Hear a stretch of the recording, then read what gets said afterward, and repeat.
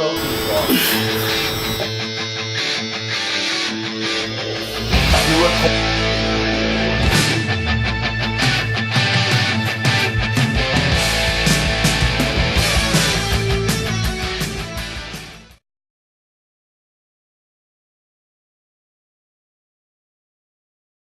Once in a while, somebody will ask me, you know, what makes you the expert on the deadlift? And it's the fact that I'm an 8-time world champion. I won 132 trophies over 32 years. Most of those have been in the deadlift. I've been called one of the great deadlifters, and I've been ranked by Powerlifting USA magazine in the Masters Top 20 in 2009 and in the Masters Top 10 in 2010. So let's just kind of take a look at some of this hardware. You know, you just don't go into the trophy store and purchase these things. This is 32 years of research, of trial and error. So don't go to the internet and get advice from some wannabe who's never walked into a powerlifting competition and competed. They don't know what they're talking about.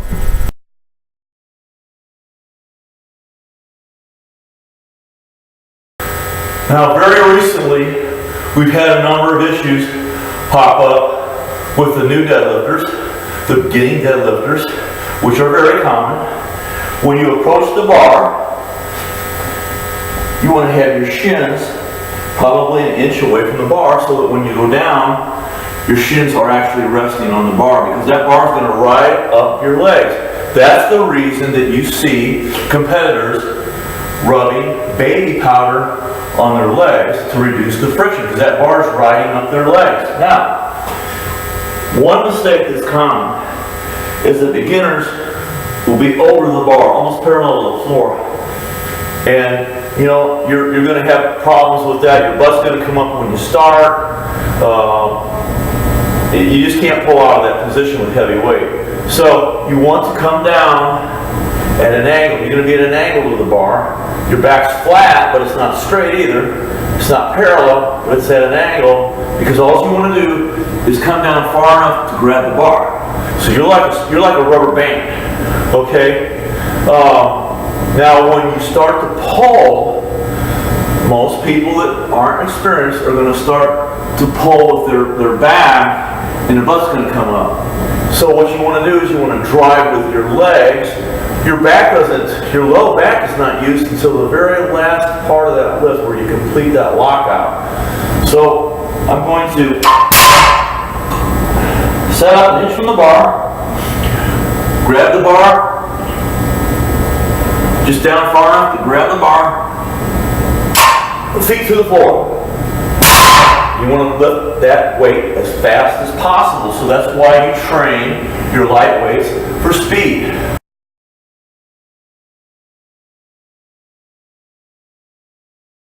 Now, when you pull a light weight for speed, you have two ways to do it. You can do touch and goes, or you can do dead stops. The thing about touch and goes is you can go faster because you're not coming to a stop. So you'll pull like this.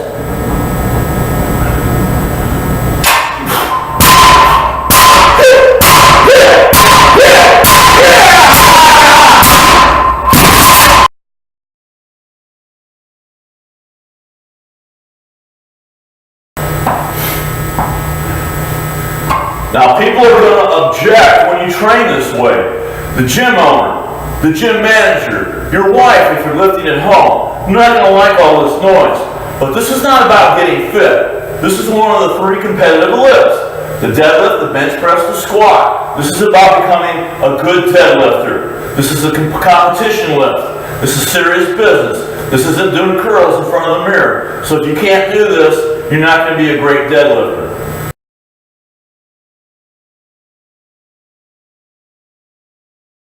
Now, another common mistake we see with new deadlifters is their hand grip. Their hand placement on the bar. They'll very commonly grip wide, even wider. And what's wrong with this? There's 2 things that's wrong with this. The farther, and I'm going to exaggerate this to prove my point, but the farther that your arms go out, the farther your hands are from the floor, so the farther you have to pull. If your hands are straight down at your sides, the distance between your hands and the floor is minimal. It can't be any less, okay? Now the other thing is that on the supinated, the palm turned out arm, when you have that arm stretched out to your sides like that, that puts this bicep in jeopardy. That's when you get that bicep pull and that bicep tear, where the bicep rolls up under heavy weight, can roll up, and you have to have the surgery. So you want to have the hand grip so that you're right on the edge of the knurling, and your legs are always inside your hands. You don't want to have your legs out here to where your hands are trying to ride up your legs, and you can't hold on to the weight because your legs are in the way. Your feet have to be inside your hands.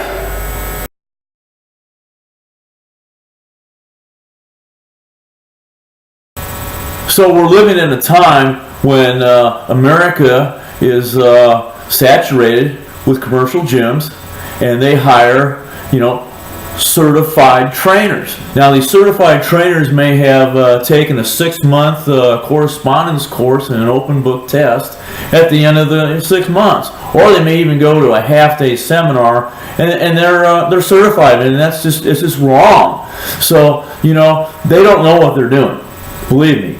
And I've been doing this, and I'm sure everybody's tired of hearing it. I'm in my 33rd year, and I've probably been in 200 competitions in my lifetime, and I've been around some of the greatest lifters of all time.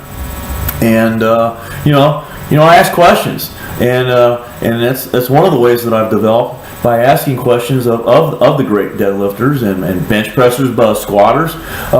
So you need to go to somebody that's a seasoned veteran to learn these 3 power lifts.